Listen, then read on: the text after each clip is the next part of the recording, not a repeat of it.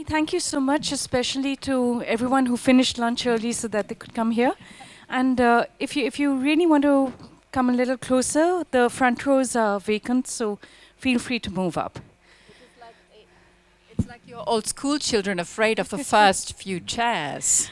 And Though children mostly are not that shy. yes. And we promise we won't ask you questions. No, if we you move promise to the we won't front row. say, and now the people in the first row will have to ask questions. We promise, right, Nila? Yeah. We do. We promise. Only the second row is unsafe. Yeah. Very Okay. I'm so excited about this conversation because I'm the middle generation of my family that's been reading Cornelia's books. And some time ago, my nephew and niece are the latest to have started. My great-grandmother was the one, my grandmother, sorry, was the one who introduced us to Inkspell. And when she finished the book, she turned around and she said, I want you to know that books really are magic, and this proves it. They are alive somewhere. And the characters in a universe that we don't know about are wandering around, having perfectly happy lives. And Cornelia manages to grab some of that and put that into her books. So she does know that it's an illusion that writers make up the stories. Yes. In fact, they just write about the stories. We're just the secretaries of the stories, writing them down. Well, I think you're a lot more than that. But we thought that we would start by talking a little bit about the title of the session. And this comes out of an incident that happened that was not so happy, which is the way the best stories start. Yes, I've been in publishing now. Oh my God, you heard already her grandmother introduced her to the books. You can imagine how old I am. So when I started writing, I had many traditional publishers. I still do. I'm published by, I would say, I think 45 publishing houses in the world. And of course, you can imagine that as a writer, you have very different experiences with those. My advantage is that I can compare. So I have my experiences with American, hugely commercial publishing. I have my experience with a small Swedish publishing house that gets excited when it sells 500 copies. And I always was a writer who loved them equally. So I just came back from a tour in Germany with a new book that had been received by the press and the readers with passion. When my American editors told me that they would like me to change the first chapter and the last chapter. They in fact asked me to shift the first chapter to another place in the book and to get do the last chapter as an epilogue. And I wanted to ask, is this at all usual? Is this becoming more usual these days? I think what is usual, especially for English language editors, and you may know that even in India, I don't know, but in England and in America, editors are used to work with original text.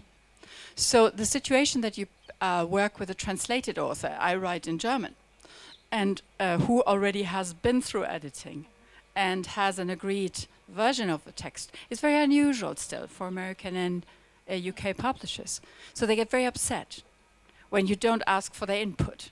And when I say to them, no, the book is edited, there's nothing that will be changed in this. The only thing you are allowed to is work on the translation. They can get quite upset. And this was to do with a scene of somebody giving birth. I don't want to give away too much about the book. Yes, no, it's a birth scene. Which is The Golden Yarn. The Golden Yarn. And my American publishers approached my German publishers at Frankfurt Book Fair, obviously saying, well, you do understand our problems with the first chapter. And the German said, no. It's a brilliant first chapter. We don't understand. Then, of course, the next argument in Europe was, oh, those Americans, right? Ah, God, once again, they don't want a birth scene. But it's not that simple. I think it's more a marketing decision that what they try is, I'm very popular with my books for all age readers, let's say 8 to 10 years. This is a huge market. So to lose that market because Cornelia suddenly writes for an older audience upsets publishers. So I think they wanted to market the book for a younger audience and to make it fit. And I think we all have heard this as writers. Let's tailor it for the audience. let's get rid of that birth scene because then we may be able to sell it to a 12-year-old. So I think that was behind it. And I said no and started my own publishing business. Which was a fairly spectacular way to deal with this. Nobody saw that coming in the industry. And Well, the funny thing is I told them, yes, but they didn't believe me. So I wrote to them and I said, you have two alternatives. Either you do it the way I wrote it, or I publish myself. And I think they may have not believed that I would do that. Could you tell us a little bit about Breathing Books? Right now it publishes only your own books, but Yes. there was a hint, just a little suggestion out there that at some point of time you might look at publishing other things as well. Well, the problem is, of course, and many writers, of course, immediately approached me. The problem is if I allow other authors, I will have to meet their expectations. At the moment, I can say things like, oh no, I don't do promotion for these books. I just want to have them printed and then they will make their way into the world because they are my books. I can say, oh, I do this very unusual design because I want to try it. And I use this very expensive paper. I will almost make no profit, but I do it.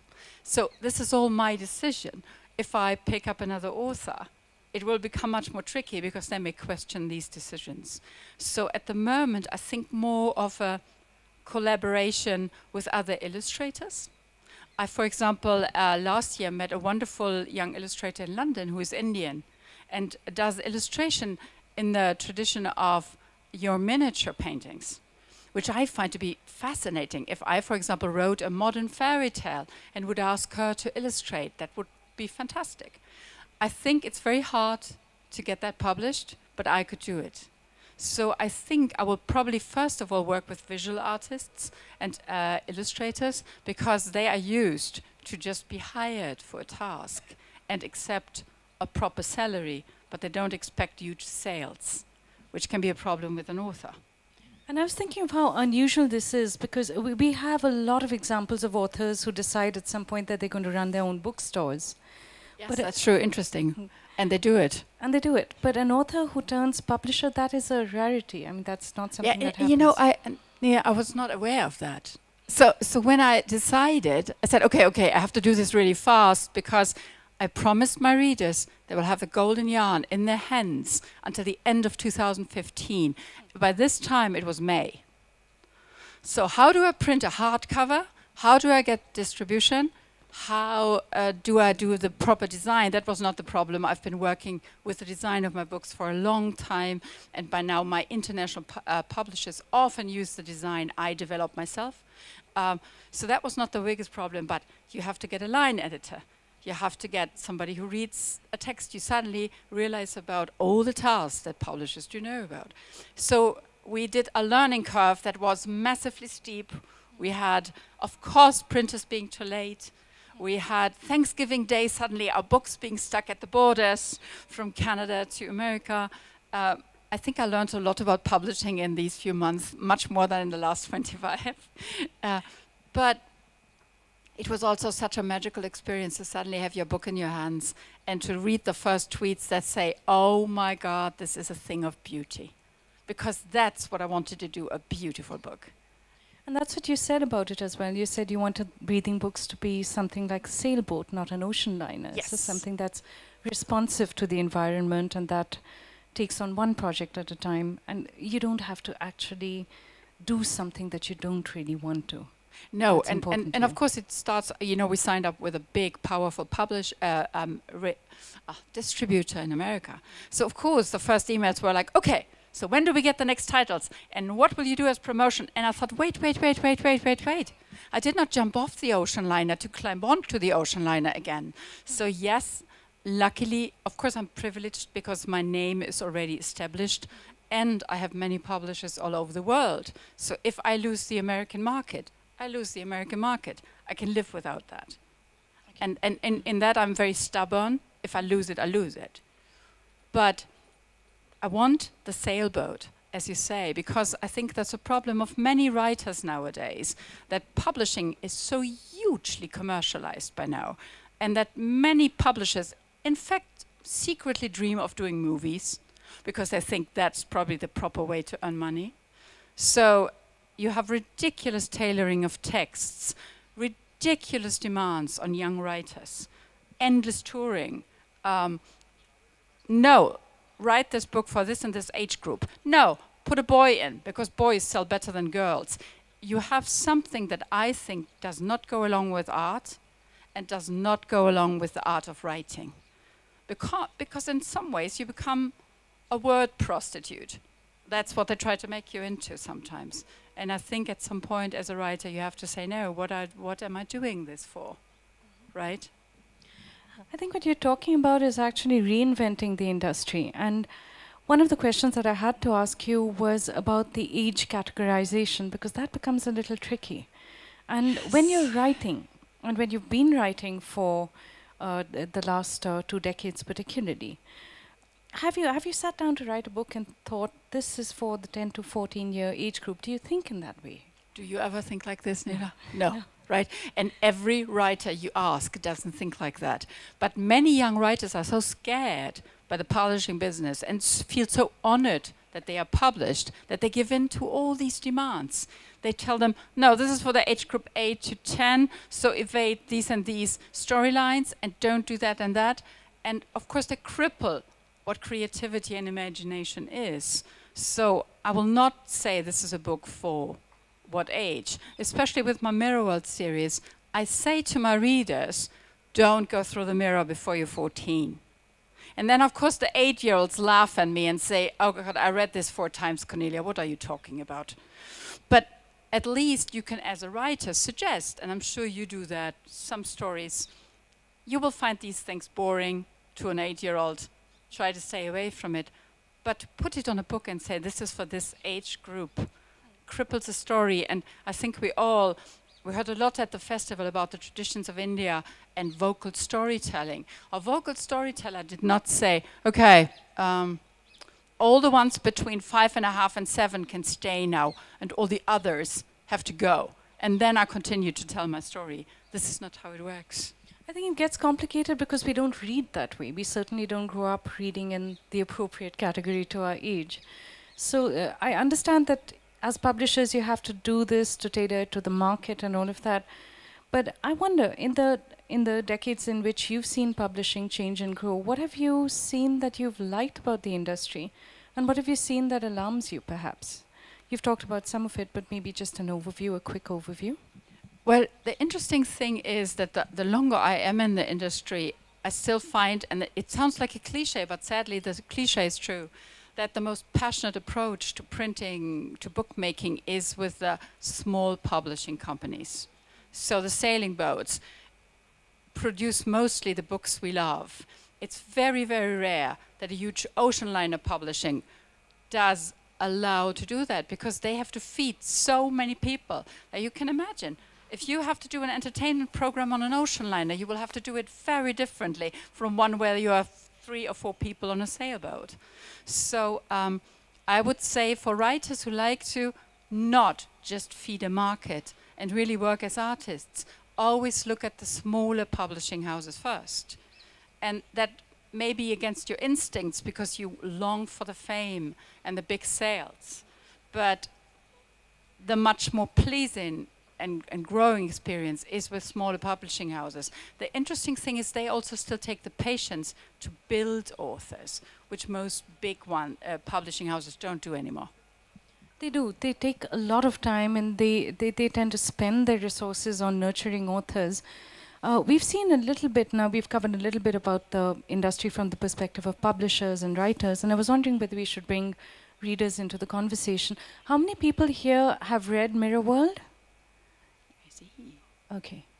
My publishers did a very good job.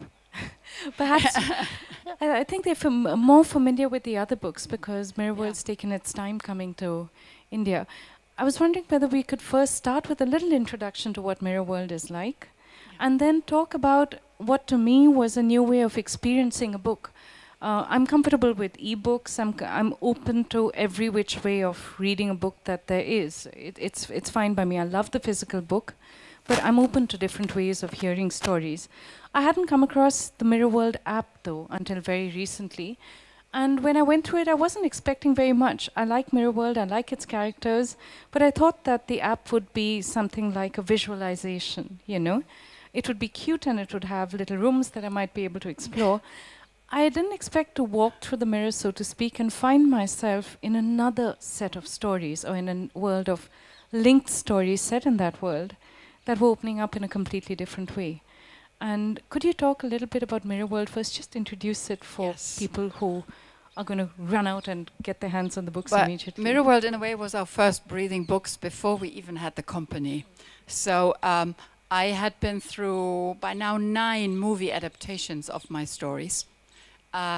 Only one, a very low-budget German adaptation of one of my books, felt to me true to the book.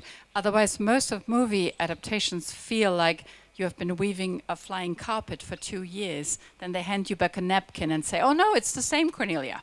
Well, it is definitely not. So after 9 movies, and as an illustrator, I always want the image. I decided to create the images again myself. I cannot finance a movie. But what I could do, although all that cost a lot of money, was to create an app. So I teamed up with a young studio in Los Angeles, Mirada Studios, which is also owned by Guillermo del Toro, the director. And I asked them to build something that if my readers sit in the morning and have a coffee and they want to go through the mirror, they can just put their hand on the iPad. And they absolutely exceeded all my expectations. So whereas in the movies I had the feeling people shrink my stories, with MirrorWorld I felt that it expanded. That whole world exploded the moment I gave it to Mirada.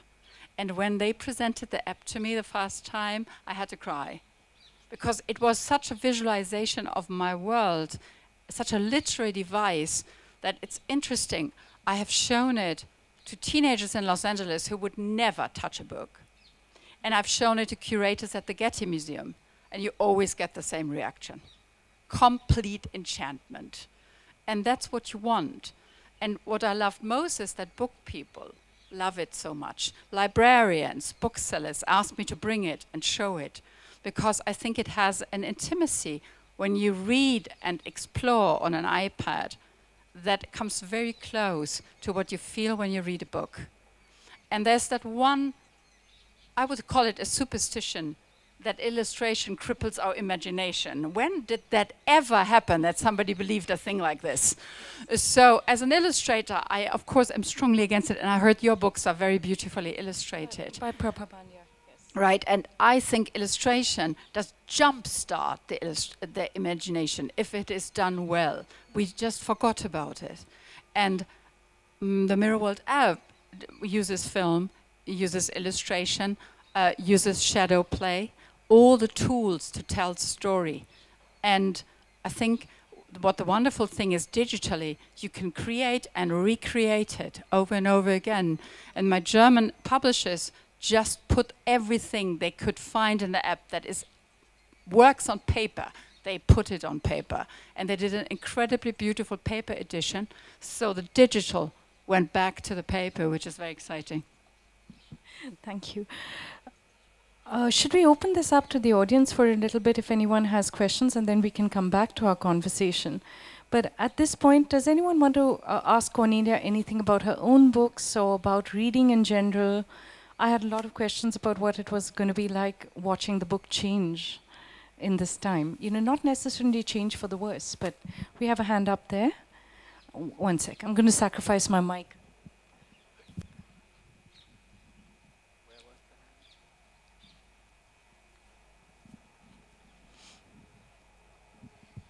Hi there, my name's Kelly Falcon. I'm a literary agent, the Asia Literary Agency, and I just wanted to kind of further your thoughts on the small publishing model. I mean, to us as agents and to many of my authors, the small publishers have in fact been a lifeline for them. And you know, when I first started agenting, I would try for the big 5 or now the big 4, and now I think no, because sometimes I've been really lucky and had some really big money from one of the big 5. Yet they don't pay attention to the author in the way that I had thought they would, in the way that I did when I was an editor at one of the big 5. And it's these small publishers who, as you say, they have as much vested in the product as the author does. And that's one reason why, they are they are much more involved, aren't they? And I think No, I love to hear that from an agent, because I think many agents still try to get a writer first onto the ocean liners. Although they may know that that writer, for example, doesn't want to go to the places where the ocean liners go. But there's still that belief, as you say, big advances, which also are a very dangerous tool in the book market. I would strongly suggest to every writer, stay away from the big advances.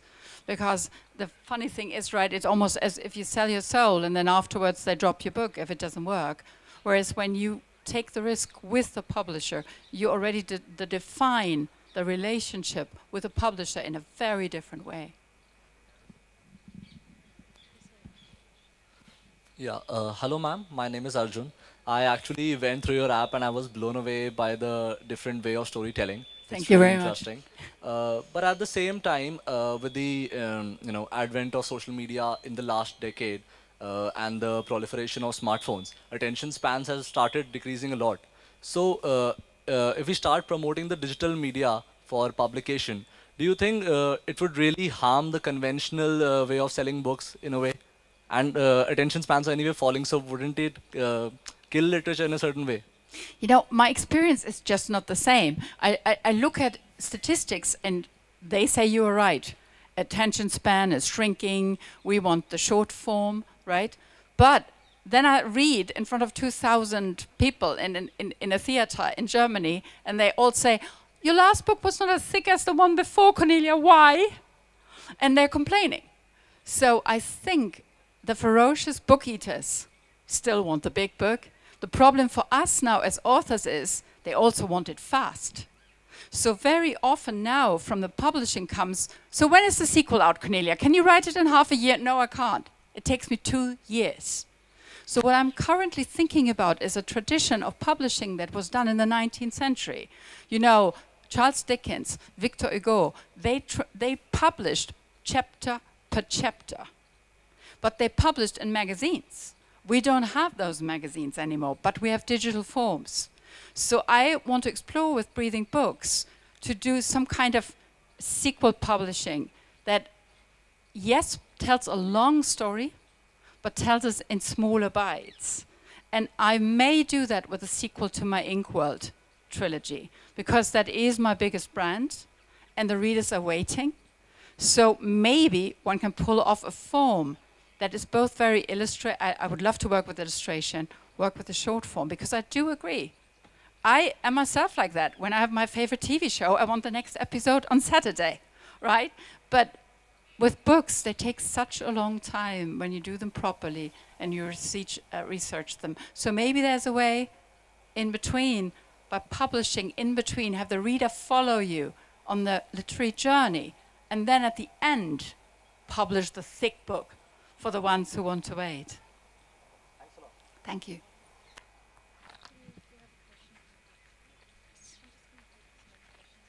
Yes. So much fun with you. Hello, yeah, my name is Atharva. I want to ask you, can the concept of mirror world be used for regular education, perhaps in primary schools? Yes, it can very well so, and we're trying to, at the moment, promote it also more and more like that, but by giving like free copies to schools. And I heard a very interesting aspect from somebody in Los Angeles who said, you know what, is also a very good tool for autistic children, because they can get lost in those stories, but it works in a different way than a book does. I also work a lot with dyslexic children. For example, I have a small publishing house in Scotland specialized on that. And I think we all have to see that, for example, 25% of our children in the West have dyslexia. Interestingly, in China and Japan, they don't have the problem because the letters are much more visual. So there's no dyslexia. An interesting phenomenon. So, yeah, I very much hope it will be used in schools.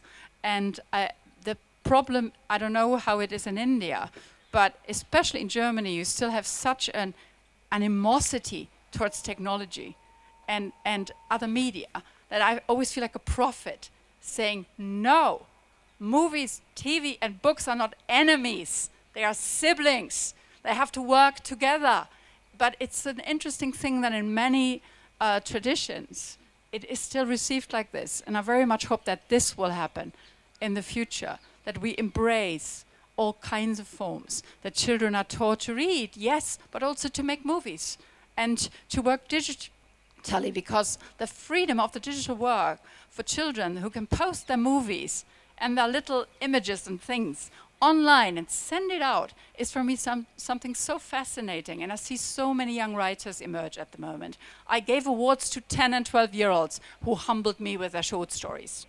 You know, the idea of illustrated picture books, you know, and how do you make those accessible on the digital medium? That is always a challenge, I think.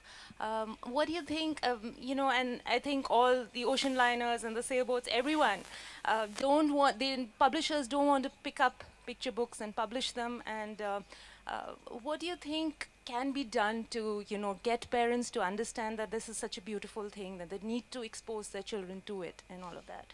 Yeah, that's a very, very good question. I'm very passionate about picture books. I just finished the first one I wrote in English and illustrated myself. It will be called The Book No One Ever Read. And we want to do with Breathing Books a classical paper edition, very beautiful, hopefully. We're even thinking of doing it not on the classic picture book paper, but on paper where fingerprints stick and where we even encourage children to make it dirty. Because, you know, you have to say a book is a living thing, and the more traces of yourself you find in it, the more alive it is. On the other hand, to then digitally show it in a way, we're still thinking of, do we create a YouTube channel for Breathing Books? Do we have a certain app that you can, let's say, download regularly? I think it will take us many years to explore all that and find out. At the moment, we're working. I just wrote and finished the sequel of Dragon Rider, but at the same time, I did a third adventure of Dragon Rider in graphic novel format. So I worked with illustrators and storyboarders, a wonderful Chinese illustrator in Los Angeles who did magical things with it. And we want to explore, how do we do this both digitally on paper? And the funny thing there, sometimes paper proves to be easier, because you know how you can print a graphic novel, but how do you make readers approach a graphic novel digitally? You have to go through iTunes, you have to go through the big distributors that are already in place in the digital world now. Then you have to deal with software that constantly changes, different formats. Do we do it for a phone? Do we do it for an iPad? For little children, for example, which medium will they use? We can say, oh, we see it on our smartphone, but a picture book, where would the children see it if it's digital? So all these questions we're still exploring, and at the moment we are looking at hiring somebody for our publicity and marketing, and we look at young students for transmedia, because we want to go different ways. Yeah, just to come in briefly before we go back to the audience, just to add to that, I think the idea that the author always is the person who writes on his or her own, that's kind of not terribly realistic, because even if you don't work with illustrators or if you don't collaborate with other writers, you are working with editors. And frequently you're working with translators across different editions of your book, and something shifts, or you might make little changes at that point of time. So my way of seeing it is that maybe this whole creating of digital books is just another way of finding your way into storytelling. And the second thing was just to respond to what you'd asked about India. Here, surveys seem to indicate that it is actually a reading culture. It's not necessarily conventional in the sense that because of the lack of bookstores, there are very few independent bookstores like Neogi Books and Full Circle and various other people who still keep the torch going. But because of the lack of bookstores, by and large, younger people find other ways to read. But they read a tremendous amount on their mobile screens. They read across genres. And this was very encouraging to me, just to find out that young people are happy to read anything. They are completely blind to whether it's called literary fiction or commercial fiction, or whether it's in translation. But they are discriminating. In whatever genre it is, they want a good story. And they won't compromise on that. We had a question from this row. Hi. I was just downloading your app on my phone. It doesn't work. No. So I was just wondering why you restricted the whole app to the iPad and not just Yes, when we made that decision for MirrorWorld, it was the most difficult one we had to do. And for example, for the next one we are developing at the moment about Dragon Rider, we will do the phone because we think it will be for a much younger audience and a problem. And believe me, I had many fans yelling at me because we did it for the iPad format.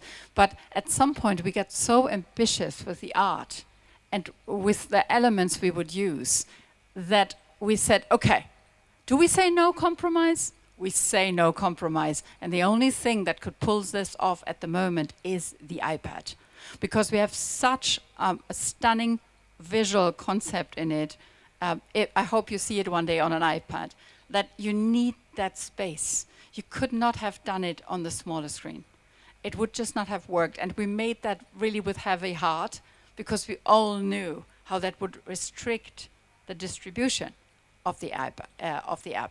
And what we're thinking about at the moment is to releasing the stories in single formats through YouTube or other channels, and to also, now that we have the company Breathing Books, to see what can we do to work with MirrorWorld in other ways, so that finally my readers can also see them on phones. So please be patient with us.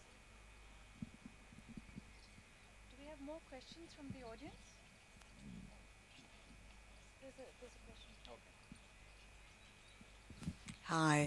Hi. This is not about your books, it's actually about other people's books, so I'm fascinated to know what you read. Oh my God, I'm such a book eater. What I read at the moment, I read actually William Dalrymple's 9 Lives, Looking for the Sacred in India, and I'm vastly fascinated by that book. But I mostly have about 15 to 20 books lying by the side of wherever I sit or stand. As I'm a writer, MirrorWorld is about folktale traditions all over the world. My reading is at the moment mostly research. So I'm currently researching Japan and India.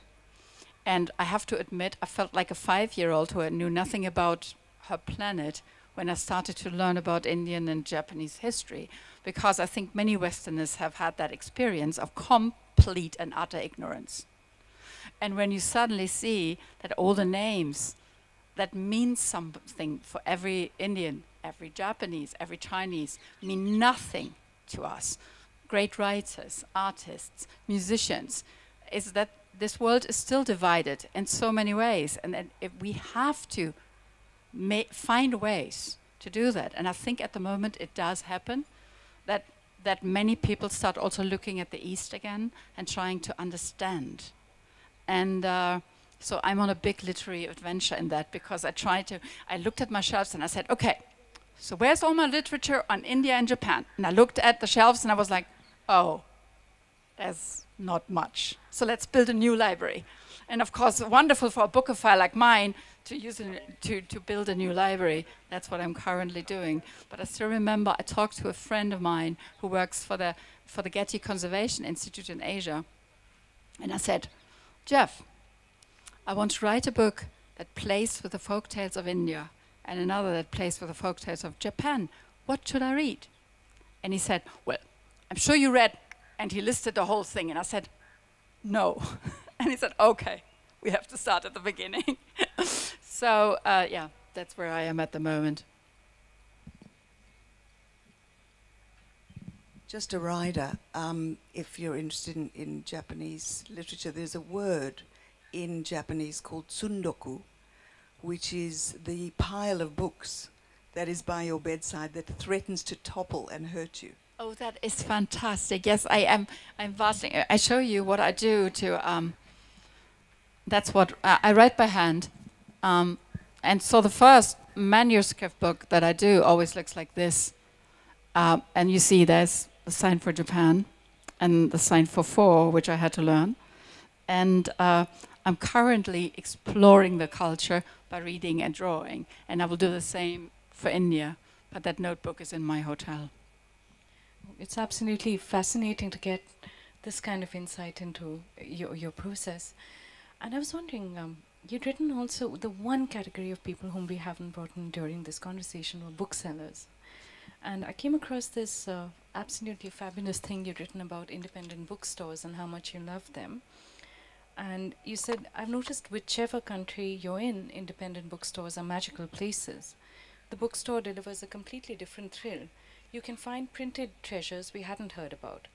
And in your bookstore, you said, I would have copies of original manuscript pages, letters from one writer to another, objects that remind readers of famous books to be found all over the store, sometimes hidden, sometimes in plain sight.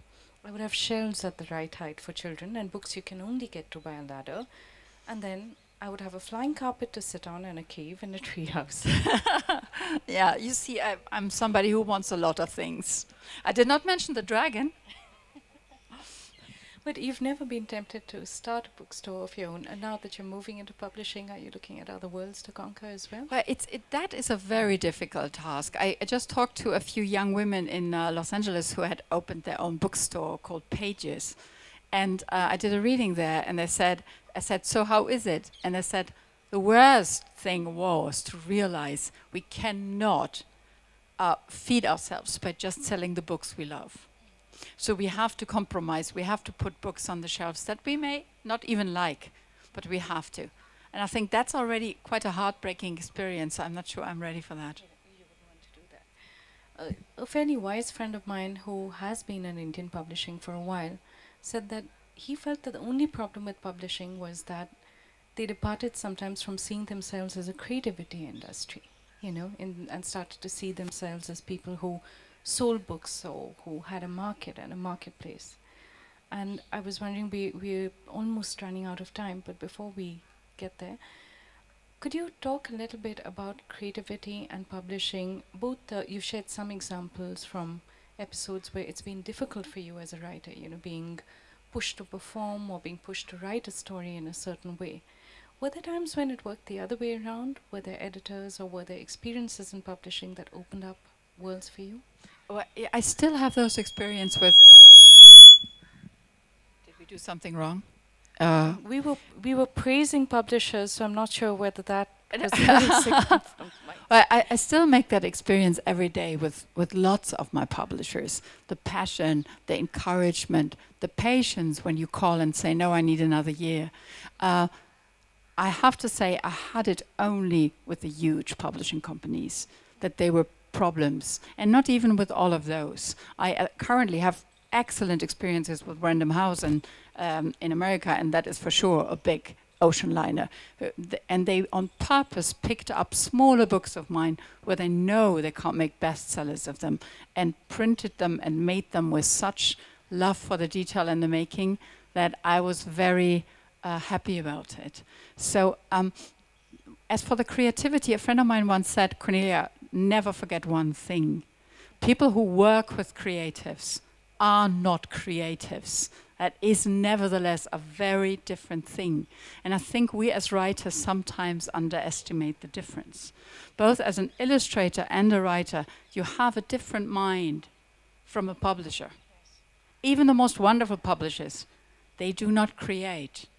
Even when they make beautiful books, if you talk to the bookbinder and the designer, yes, they are of your tribe. But this publisher can't be of your tribe. And I think that makes it easier to talk, because you once are very aware of that. You also honor the other one's task and tribal rules. That's such a beautiful way to put it. And I have one last question, which is, given the pressures that young writers have, I see a lot of writers who want to follow the kind of path that you took. They want to write children's books, but children's books of a certain kind, or they want to write fantasy or speculative fiction. And would you have any advice for them in this world where, given the pressures that they're under and given how competitive it can get? Well, first of all, I have to say, everybody who writes for children or fantasy, not because they are driven to do so, but because they think the money is in there, I hope they fail. So that's the first thing, because I really think that you have to do things with passion, and you have to pay with a lot of almost breadless years to get where you want to be, but you have to pay with that passion for the happiness to then create what you want to create. That's the first thing. And the second thing is, don't think about self-publishing at the beginning. I know some have been successful with it, but it is a very dangerous and at times very expensive route. And I, for example, could only dare to do it because I am a brand worldwide. I earn my living through many channels of publishing. So for me, it's actually not as big a risk. And I can even say, I will play it risky because this is my adventure playground. And then the other thing is I teamed up with a young studio, with Mirada, so all the design is made by them. I have collaborators there whom I didn't have to hire because we're working together anyway. I think if you do this as an author alone and self-publish, it is a vast and very dangerous and difficult task. That's excellent advice. We have time for one last question if there's a hand up here, but anyone else we're just going to go to her because she hasn't asked a question before. The lady out there, one sec.